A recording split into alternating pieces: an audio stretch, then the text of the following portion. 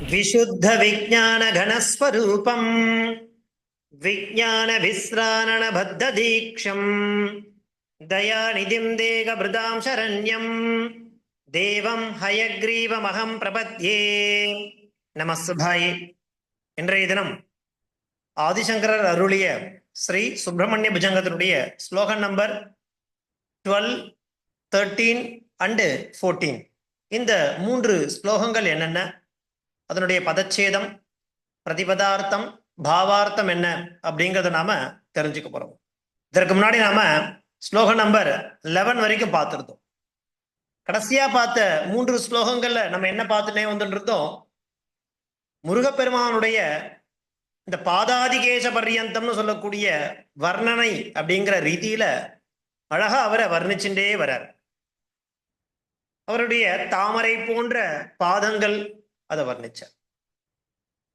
அதே மாதிரி அவருடைய இடுப்பு பகுதி அது எப்படி இருக்கு, அதுல அணிஞ்சிருந்த ஆபரணங்கள்லாம் எப்படி இருக்கு அப்படிங்கிறத பத்தி சொல்லிட்டு இருந்த. அதன் பிறகு இந்த வள்ளின்னு சொல்லக்கூடிய அவளது அந்த அணைப்பின் காரணமாக வள்ளி என்ன பண்றா, முருகப்பெருமான நெஞ்சோடு அணைச்சிக்கிறாளாம். அதனால முருகப்பெருமானுடைய அந்த மார்பு பகுதின்னு சொல்லக்கூடிய வக்ஷஸ்தலம் அப்படிங்கிறது எப்படி காணப்பட்டது அப்படின்னாக்கா, சிவப்பாக பொலிவுடன் காணப்பட்டதுன்னு சொன்னார். அது எதை மாதிரி இருக்கு அப்படின்னாக்கா, அதாவது காஷ்மீரம்னாலே நமக்கு ஞாபகம் வருது குங்குமப்பூ தான். அந்த குங்குமப்பூ எவ்வாறு சிவப்பாக பொலிவுடன் காணப்படுமோ அப்பேற்பட்ட மார்பகங்களை கொண்ட அவரது மார்பு பக்தர்களுக்கென்றே திறந்ததாம். அது எந்த விஷயத்தை தரக்கூடியது, அன்பையும் பாதுகாப்பையும் வழங்கக்கூடியதுன்ற மாதிரி சொல்றார். அப்பேற்பட்ட அவருடைய அன்பு நிறைந்த அந்த மார்பக பகுதியானது எப்பொழுதும் உலகத்தை பாதுகாக்க வேண்டும். அப்பேற்பட்ட அந்த மார்பகத்தை நாம் ஓங்கி வணங்க வேண்டும் அப்படிங்கிற மாதிரியான கருத்துக்களை கொண்ட அந்த விஷயங்களை நமக்கு அந்த 11வது ஸ்லோகம் மூலமா புஜங்கம் மூலமா அழகா காண்பிச்சு கொடுத்திருந்தார். அதை தொடர்ந்து நாம இன்றைய தினம் 12வது புஜங்கம் 13, 14 நாம பார்க்க போறோம். அதற்கு முன்னாடி அந்த முதல் புஜங்கத்திலிருந்து 11வது புஜங்கம் வரைக்கும் குழந்தைகளை இப்ப நம்ம சொல்லுவா, நம்ம கேட்கலாம். குழந்தைகளா சொல்லுமா. ஸ்ரீ குருப்யோ நமஹ. ஓம் ஸ்ரீ குருப்யோ நமஹ. ஹரே ஓம். சதா பாலரூபா விக்னே மகாகந்தே வக்ராவி பஞ்சாஸ்ய மான்யா விதேந்திராதி மிருக்யா கணேஷாபிதாமே விதத்தாம் ஸ்ரீயம் காபி கல்யாணமூர்த்தி ந ஜானாமி சப்தம் ந ஜானாமி சார்த்தம் ந ஜானாமி கத்யம் ந ஜானாமி கத்யம் சிஜேகாசராஸ்யாவித்யோததே மே முகானி சரந்தே கிரச்சாபி சித்ரம் மயூராபிரூಢம் மகாபாக்யகூಢம் மனோஹாரிதேஹம் மஹச்சித்தகேஹம் மணிதேவதேவம் மகாவேதபாவம் மகாதேவபாலம் பஜே லோகபாலம் மானவாமே பவாம் கோதிகாரம் நதாஸ்தே ததைவ இதம் யஞ்சயம் சிந்து தீரே யாஸ்தே தமீரே பவித்ரம் பராசக்தி புத்ரம் யதாக்ரே சரங்காலயம் யாந்தி துங்கா ததைவ ஹரசன்னிதௌ சேவதாமே இதேவாமிருதம் தே மிருணாம் தர்ஷயந்தம் சதா பாவயேரத் சரோஜே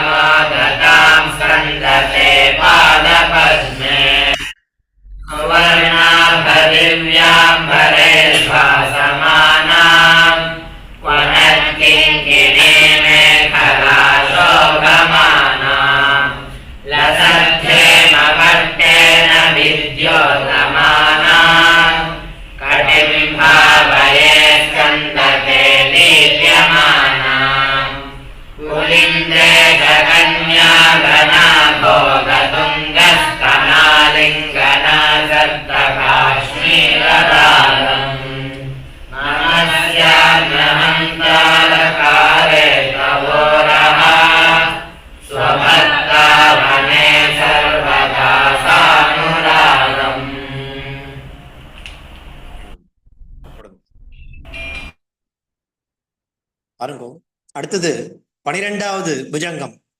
விதௌ கிளிப்த தண்டான் ஸ்வலீலா திருதாண்டான் நிரஸ்தே பசுண்டான் த்விஷத்கால தண்டான் அதேந்திரா ரிஷண்டான் ஜகத்ராண சௌண்டான் சதா தே பிரச்சண்டான் ஸ்ரயே பாகுதண்டான் விதௌ கிளிப்த தண்டான் ஸ்வலீலா திருதாண்டான் நிரஸ்தே பசுண்டான் த்விஷத்கால தண்டான் அதேந்திரா ரிஷண்டான் ஜகத்ராண சௌண்டான் சதா தே பிரச்சண்டான் ஸ்ரயே பாகுதண்டான் விதௌ கிளிப்த தண்டான் ஸ்வலீலா திருதண்டான் நிரஸ்தேப சுண்டான் த்விஷத்கால தண்டான் அதேந்திராரி ஷண்டான் ஜகத்ராண சௌண்டான் சதா தே பிரச்சண்டான் ஸ்ரயே பாகுதண்டான் இது பதச்சேதா. இப்போ பாகுனா கைகள். எம்பெருமானுக்கு எவ்வளோ கைகள் இருக்குனாக்கா 6 முகங்கள் இருக்குனாக்கா அப்போ 12 கைகள் இருக்கணும் இல்லையா? எம்பெருமானுக்கு 1 கரம் இல்லை, 2 கரம் இல்லை, 3 கரம் இல்லை, 4 கரம் இல்லை, 12 கரங்களை கொண்டவன் எம்பெருமான். எதற்காக அப்படின்னாக்கா அவ்வளோ காரியங்கள் இருக்கு இல்லையா? இதுவுமே லோகத்துல காரண காரியம், ஒரு காரியம் நடக்கிறதுனா அதுக்கு காரணம் நிச்சயமா இருந்தே தீரும். அதை தான் காண்பிச்சு கொடுக்கறது எம்பெருமானுடைய. இப்போ ஒரு அவயவங்களா வர்ணிச்சுட்டே வராருன்னு பார்த்தோம் இல்லையா? அந்த ரீதியில இந்த புஜங்கத்தின் மூலமாக எம்பெருமானுடைய 12 கைகளை வர்ணிக்கிறார். எப்பேற்பட்டது? பிரம்மதேவனுக்கே தண்டனை கொடுத்ததா இல்லையா? விதௌ கிளிப்த தண்டான், தண்டனை. அதாவது சாம பேத தான தண்டம்னு சொல்லுவா இல்லையா?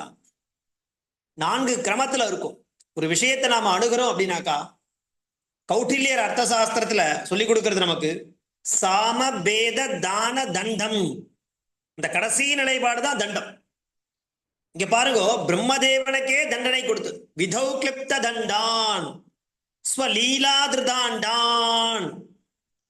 அவருடைய லீலை எப்பேற்பட்ட லீலைகள் தெரியுமா?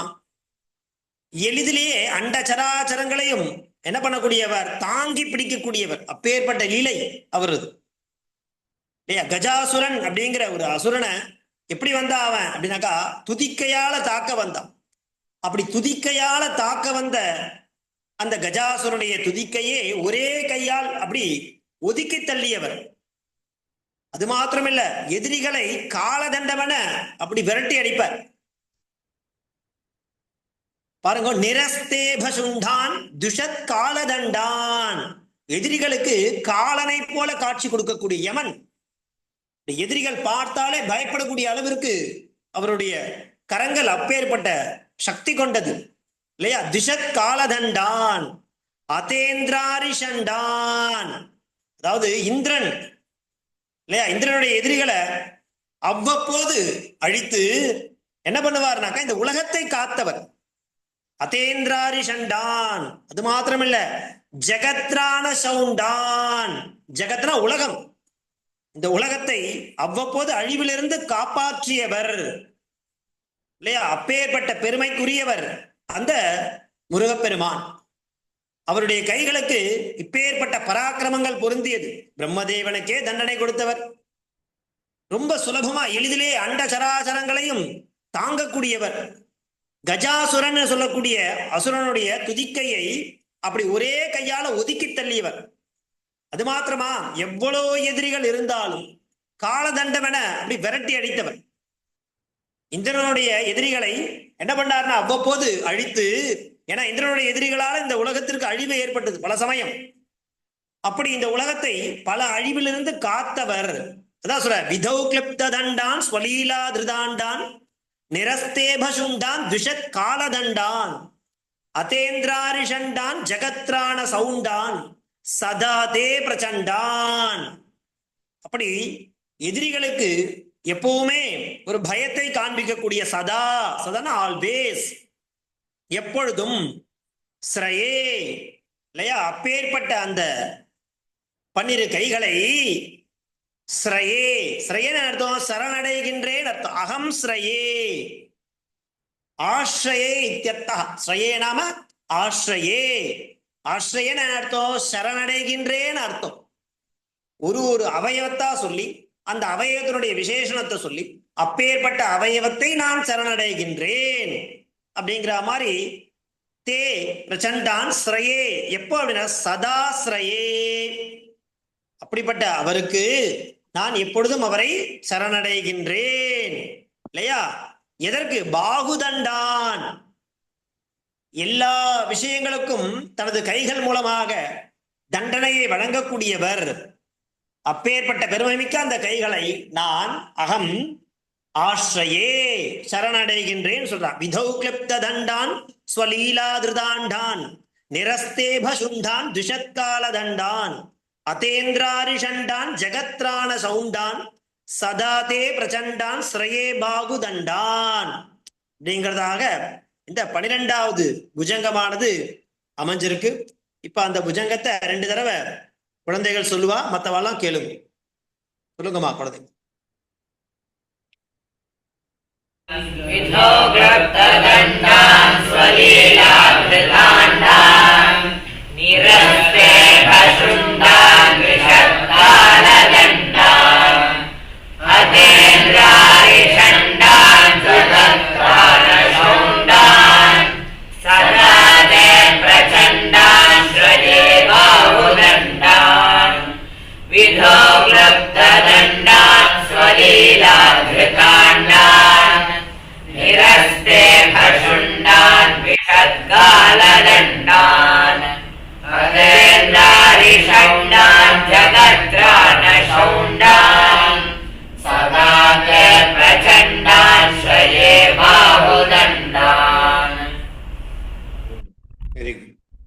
அடுத்து நம்ம பார்க்க போறது 13வது புஜங்கம். அது என்ன? சதாசாரதா ஷண் மிருகாங்கா யதிஸ்யு சமுத்யந்த ஏவ ஸ்திதாஸ்சேத் சமந்தாத் சதா பூர்ண பிம்பா கலங்கைஸ்ச ஹீனாஹ ததா த்வன்முகானாம் ப்ருவே ஸ்கந்த சாம்யம். சதாசாரதா ஷண் மிருகாங்கா யதிஸ்யு சமுத்யந்த ஏவ ஸ்திதாஸ்சேத் சமந்தாத் சதா பூர்ணபிம்ப கலங்கைஸ்ச ஹீனாஹ ததா த்வன்முகானாம் ப்ருவே ஸ்கந்த சாம்யம்.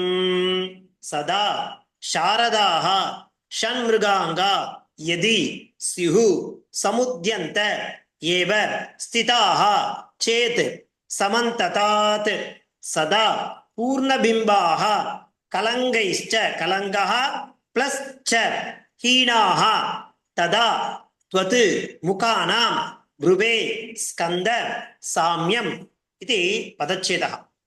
ஓ ஸ்கந்த, ஆறுமுகனே, ஆறுமுக பெருமானே, ஓ ஸ்கந்த, உன்னுடைய அருள் இருக்கு இல்லையா, அந்த அருளால என்ன ஆறுது அப்படின்னா, இப்போ இங்க ஒரு சின்ன கம்பாரிசன் பண்றேன். இப்போ ஒரு அவயவங்களா என்ன பண்ற, வர்ணிச்சுட்டே வராரு இல்லையா. அந்த ரீதியில இப்போ அவருடைய முகத்தை பார்க்கிறார். முகம் எப்படி இருக்கு அப்படின்னு பார்க்கிறார். இப்ப முகத்தோட நம்ம உபமானம் பண்ணணும். உபமானம் பண்றதுக்கு ஒரு வஸ்து தேவை. சம்ஸ்கிருதத்துல உபமா அலங்காரம் அப்படிங்கிற ஒரு அலங்காரம் இருக்கு. தமிழ்ல அணின்னு சொல்லுவாள், ஊமை அணி. அந்த ஊமை அணியில என்ன அதுக்கு கண்டிஷன் அப்படின்னாக்கா, 4 விதமான விஷயங்கள் இருக்கணும். உபமானம், உபமேயம், சாதாரண தர்மஹ, உபமா வாச்சகம். இந்த 4 இருக்கணும். என்ன அப்படின்னாக்கா, உபமானம் உபமேயம்னா என்ன எடுத்துனாக்கா, இப்போ நம்ம கம்பேர் பண்ண போறது பிட்வீன் 2 ஆப்ஜெக்ட்ஸ். 2 ஆப்ஜெக்ட் வேணும். ஒன்னு உபமானம், இன்னொன்னு உபமேயம். எது எதோட கம்பேர் பண்ணப்படுறதோ அது உபமானம், கம்பேர் பண்ற வஸ்து உபமேயம் அப்படி வச்சுக்கோ. இது 2 முக்கியமா தேவை. அடுத்தது சாதாரண தர்மஹா அப்படின்னு ஒரு விஷயம் தேவை. அப்படின்னா என்னன்னாக்கா, காமன் ஆட்ரிபியூட். அதாவது 2 வஸ்துக்களுக்கு இடையே இருக்கக்கூடிய சாதர்மியம், சாதர்மிய வைதர்மியம் அப்படிங்கிறது. அதாவது 2 ஈக்குவலா இருக்கணும். அப்பதான் நம்ம உபமானம் பண்ண முடியும். அதோட இது கம்பேர் பண்ண முடியும். இப்போ 2ஆம் கிளாஸ் படிக்கிற பையனோட 10ஆம் கிளாஸ் படிக்கிற பையனை கம்பேர் பண்ணவே முடியாது. அவன் பார் அவன் எவ்வளவு நன்னா படிக்கிறான் அப்படி பண்ண. ஏன்னா இவன் 2ஆம் கிளாஸ், அவன் 10ஆம் கிளாஸ். சரி, எப்ப பண்ண முடியும்? 2ஆம் கிளாஸ் பையனை 2ஆம் கிளாஸோட கம்பேர் பண்ணலாம், 10வது வகுப்பு படிக்கிறோட 10ஆம் கிளாஸோட கம்பேர் பண்ணலாம். இதுதான் சாதாரண தர்மம். அடுத்து இவ அப்படிங்கிற உபமா வாச்சகம், அத போல, லைக் அப்படிங்கிற சொல் தேவை. இந்த 4ம் இருந்தாதான் உபமா அலங்காரம்ன்றத பண்ண முடியும். சம்ஸ்கிருத சாகித்யத்துல அப்படி ஒரு அலங்காரம் இருக்கு. இப்ப இங்க ஒவ்வொன்னா ஒரு ஒரு அவயவமா எதை போல இருக்குன்னு வர்ணிச்சுன்னு வரும்பொழுது இந்த முகம் இருக்கு இல்லையா, எம்பெருமானுடைய முகத்திற்கு என்ன பண்றாரு அப்படின்னாக்கா, ஒரு முழு நிலா அத உபமானம் பண்ணலாமான்னு ஒரு சம்சயம் சுவாமிக்கு. ஏன் அப்படின்னாக்கா, இப்ப அந்த சந்திரன்ல என்ன ஆகுனாக்கா, சில நேரம் வளர்பிறையா இருக்கும், சில நேரம் தேய்பிறையா இருக்கும். இப்ப ஸ்டாண்டர்டா அந்த சந்திரன் முழு நிலவாவே இருந்துட்டு இருக்க போறது கிடையாது. அதனுடைய காலத்தை பொறுத்து சந்திரன் என்ன பண்ணுவான், ஒரு ஒரு தோற்றத்தை மாத்தின்றே இருப்பான். அதே மாதிரி சந்திரன்ல கசடு இருக்கு. கசடுன்னா கலங்கம். இப்ப முழு நிலா, அந்த முழு நிலால பார்த்தேன்னா சில கலங்கம் இருக்கும். அப்போ இவனுடைய முகத்துல அது இல்லை. ஆனா வேற வழியில இப்ப சந்திரனோட ஒப்பிடணும். ஆனா சந்திரன் வளரும் தேயும், இவரது முகமா தேய போறது கிடையாது, பிரகாசமா ஒரே ஸ்டாண்டர்டா இருக்க போறது. கலங்கம் இருக்கு சந்திரன்ல, இங்க இவர் முகத்துல கலங்கமே கிடையாது. அதனால என்ன சொல்ல, ஓ முருகப்பெருமானே, சதா சாரதாக ஷண் மிருகாங்கா எதிஸ்யு சமுத்தியந்த ஏவ ஸ்திதாக சேத்து சமந்ததாத் சொல்லிட்டு சதா பூர்ணபிம்பாக, உன்னுடைய அருளால ஒருவேளை சந்திரனோட உன்னோட ஒப்பிடலாம் அப்படின்னு பார்த்தாக்கா, இந்த பூர்ணபிம்பாக அப்படிங்கிற ஒரு விஷயம் அப்பப்ப மாறிண்டே இருக்கும் இல்லையா, காலத்துக்கு ஏற்ற மாதிரி மாறுறது. ஆனா உன்னுடைய முகம் எப்படி இருக்கு, பூர்ணபிம்பாக, எப்பவுமே முழு பௌர்ணமி நிலவு போலவே இருந்துட்டு இருக்கு. அப்ப அந்த முழு பௌர்ணமி நிலவு போல இருக்குன்னு சொல்லலாம். கூடவே என்ன இருக்கு, கலங்கஸ்டஹீனாகா, கலங்கம் இருக்கு இல்லையா, அது உன்னுடைய முகத்துல இல்ல, சந்திரனத்துல இருக்கு. அதனால என்ன பண்ணலாம், ததா தொன்முகானாம் ரூபே ஸ்கந்த சாமியம். ஓ ஆறுமுக பெருமானே, உன்னுடைய அருளால ஒருவேளை இந்த காலத்துக்கு ஏத்த மாதிரி சந்திரன் என்ன பண்றான், அப்பப்போ தன்னுடைய தோற்றத்தை மாத்துறான். அது மாத்திரம் இல்ல, கசடு இல்லாமல் முழு வடிவில இருப்பவராக இருந்தால் உனது முகத்திற்கு அவர் என்ன பண்ணலாம், ஓமையாக கூற இயலும். ஆனா இப்போ முடியலங்கிற மாதிரி சொல்றார். அவருடைய முகம் எப்படி இருக்கு, சந்திரனை போல இருக்குன்னு சொல்லலாம். ஆனா சந்திரன் வளரும் தேயும், வளரும் இல்லையா, சுருங்கும், இந்த மாதிரி காலத்துக்கு ஏற்ற மாதிரி நிலை இருக்கு. அதே மாதிரி கலங்கமும் இருக்கு. கசடு இல்லாமல் உன்னுடைய முகத்தோட அந்த கலங்கத்தோட இருக்கக்கூடிய சந்திரனோட சொல்ல முடியுமான்னா, உனது முகத்திற்கு அவரை உவமையாக கூற இயலுமானா முடியாது. இருந்தாலும் வேற வழியில சந்திரனை போல இருக்குன்னு சொல்லலாம் அப்படிங்கிற மாதிரி சொல்ற. சதா சாரதாக ஷண் மிருகாங்கா எதிஸ்யு சமுத்தியந்த ஏவ ஸ்திதாச்சேத் சமந்தாத் சதா பூர்ண பிம்பாக கலங்காஸ்தஹீனாக ததா தொன்முகானாம் ப்ருவே ஸ்கந்த சாமியம். சாமியனா ஒற்றுமை, சாதிருஷ்யம், சமானம் இல்லையா, அந்த ஓமைக்காக கூறலாம் அப்படிங்கிற மாதிரி ஒரு விஷயத்தை சொல்ற. அவருடைய முகமானது அவ்வளவு பிரகாசமா இருக்கான், தேஜஸா இருக்கான், கலங்கமே இல்லாம இருக்கான். இந்த வளருதல் தேய்தல் அப்படிலாம் இல்லாம எப்பவும் ஒரே மாதிரி இருக்கக்கூடிய அந்த முகமானது நம் அனைவருக்கும் எப்பவுமே சதா ஐயா அந்த சாரதாக ஷண் மிருகாங்காக எதிஸ்யு, அவருடைய அந்த வதனத்திலிருந்து திருமுகத்திலிருந்து நமக்கு எப்பொழுதும் நன்மையே உண்டாகட்டும். சமுத்தியந்த ஏவ இல்லையா, அதனால அப்பேற்பட்ட முகமானது நமக்கு எல்லா விஷயங்களிலும் நன்மையே உண்டு பண்ணட்டும் அப்படிங்கிற மாதிரி இந்த 13வது புஜங்கத்தை நமக்காக காண்பிச்சு கொடுக்குறார். குழந்தைகள் அது 2 தடவை சொல்லுமா.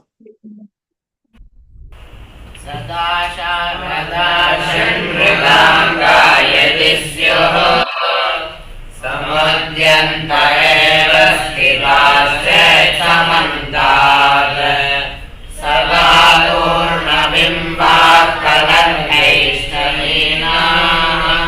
ததா த்வன்முகானாம் ப்ருவே ஸ்கந்த சாமியம். சதா சாரதா ஷண் மிருகாங்கா எதிஸ்யுஹ சமுத்யந்த ஏவ ஸ்திதாச்சேத் சமந்தாத் சதா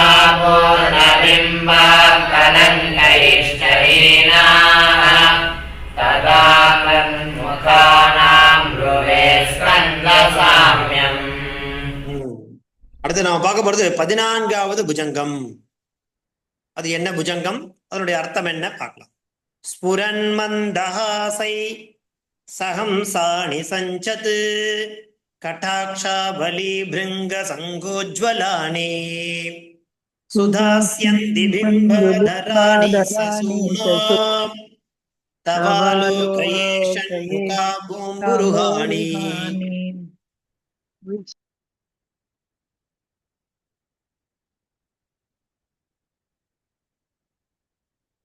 ஸ்புரன் மந்தஹாசை சஹம்சாணி சஞ்சத் கடாக்ஷா பலி பிருங்க சங்கோஜ்வலானி சுதாஸ்யந்தி பிம்பதராணி சசூனோ தவாலோகயேஷன் முகாம்பூருஹாணி.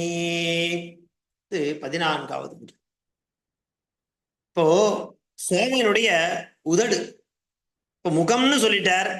அந்த முகத்துல என்னென்ன விஷயங்கள்லாம் இருக்குன்னு சொல்லணும் மொழியும்.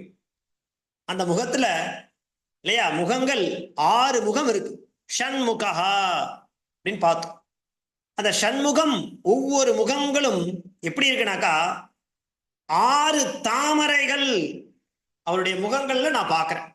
யார் சொல்றது அப்படின்னாக்கா சுவாமி ஆதிசங்கரர் சொல்றார். ஸ்புரன் மந்தஹாசைஹி சசம்ஹாணி சஞ்சது கடாக்ஷாவலி பிருங்க சங்கோஜ்வலானி. ஓ மகேஷன் மைந்தனே என்ன சொல்றார் அப்படின்னாக்கா,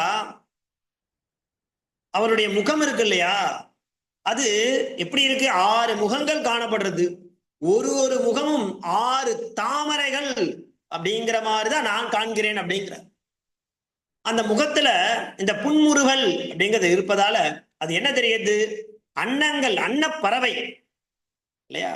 சசம்ஹானி சசம் ச அம்சாணி ச அம்சாணி. அம்சம்னா அன்னப்பறவை.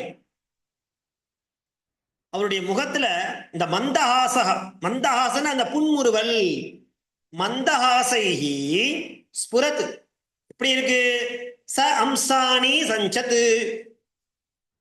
ஓ மகேஷன் மைந்தனே, உன்னுடைய 6 முகங்கள்லாம் எப்படி இருக்குனாக்கா தாமரை மலர் போலவே எனக்கு காட்சி தர்றது. அதுல இந்த மந்தஹாசம் இருக்கு இல்லையா, புன் சிரிப்பு, மந்த ஆசைஹி, அந்த புன்முறுவலா சிரிப்பு இருப்பதால அன்னப்பறவைகள் என் கண்ணுக்கு தெரிகிறது. அம்சாணி. அது மாத்திரமல்ல, இப்போ பார்வையில பல வகையான பார்வை இருக்கு. அவருடைய முகத்துல ஒரு கடைக்கண் அப்படி தெரியும். அந்த கடைக்கண்கள் அப்படி துவல்றதுனால என்ன பண்றதுனாக்கா அழகிய தோள்கள் அசைந்தாடு. என்னது அசைந்தாடு தெரியுமா, அதாவது தேனீக்கள் கண்கள் இருக்கு இல்லையா, அந்த விழி, அந்த இமை, அது எந்த மாதிரி இருக்குங்கிறாருனாக்கா, தேனீக்கள் அந்த தாமரை வண்டுல அமர்ந்து தேனையும் மகரந்தத்தையும் எவ்வாறு பருகுமோ அந்த மாதிரி அவருடைய கடைக்கண் பார்க்கும் பொழுது அந்த கண் இமை இருக்கு இல்லையா, அந்த கருநிறமாக உள்ள அந்த கண்ணானது எப்படி தெரிகிறது அவருக்குனாக்கா, அதுல அழகான அந்த தேனீக்கள் அப்படியே அசைந்து ஆடின்னு இருக்கான். அது மாத்திரம் இல்ல, அமிர்தமே சிவந்து அவருடைய சிவந்த உதடுகள் இருப்பதால் அங்க என்ன இருக்காதுனாக்கா தேனுக்கு பஞ்சமே இருக்காது அந்த வண்டுகளுக்கு அப்படிங்கிற மாதிரி வர்ணிக்கிறார். இப்போ இங்க பாருங்க, அந்த தேன் தேனீக்கள் அப்படின்றதுல நாம தான். அதுல இந்த மகரந்தத்தையும் தேனையும் பருக போறது நாம தான். அது எப்ப முடியும், எப்படி தேன் அந்த மகரந்தத்தை சேகரித்து தேன் அப்படிங்கிற ஒரு கூட்டை கட்டி அதுல அழகான இனிமையான தேனை மதுரத்தை சேர்க்கிறதோ, அந்த மாதிரி எம்பெருமானுடைய திருமுகத்தை நாம பார்த்துட்டே இருந்தோம்னாக்கா அவருடைய அந்த கடைக்கண் பார்வை அப்படிங்கிறது நம்ம மேல பட பட பட நமக்கும் நம் வாழ்வில அந்த தேன் அப்படிங்கிற அமிர்தத்துக்கு பஞ்சமே இருக்காது அப்படிங்கிற அவருடைய முகத்தையும், முகத்தை தாமரை மலராகவும் அந்த தாமரை மலர்ல இருக்கக்கூடிய கண்களை தேனீக்களாகவும் அழகா வர்ணிச்சு அது என்ன பண்றது அப்படின்னாக்கா அப்படியே அசைந்தாடின்னு இருக்கு இல்லையா. அது மாத்திரமில்ல, அமிர்தமே சிந்தும் அந்த சிவந்த உதடுகள் இருக்கு பாருங்க, அது எப்பேற்பட்டது, அமிர்தத்தை சிந்தக்கூடிய உதடுகள். அப்படி சிகப்பா காணப்படுறது. அப்படிப்பட்ட அந்த உதட்டுல அந்த உதடுகள் இருப்பதனால அவரிடத்துல இந்த தேனுக்கு பஞ்சமே இல்லை. நாமும் அந்த அவரை பார்த்துட்டே இருந்தாக்கா நமக்கும் அந்த அமிர்தத்தை பருகின்றே இருக்கலாம். அப்பேற்பட்ட ஆனந்தத்தை அளிக்கக்கூடிய திருமுகம், அந்த திருமுகத்தில் இருக்கக்கூடிய விழிகள், அவருடைய உதடுகள் அப்படிங்கிற மாதிரி அவருடைய முகத்துல இருக்கக்கூடிய அவயவங்களை இந்த புஜங்கத்தின் மூலமா அழகா நமக்கு வர்ணிச்சு காண்பிச்சு கொடுக்கிறார். குழந்தைகளா, இந்த புஜங்கத்தை 2 தடவை சொல்லுங்க.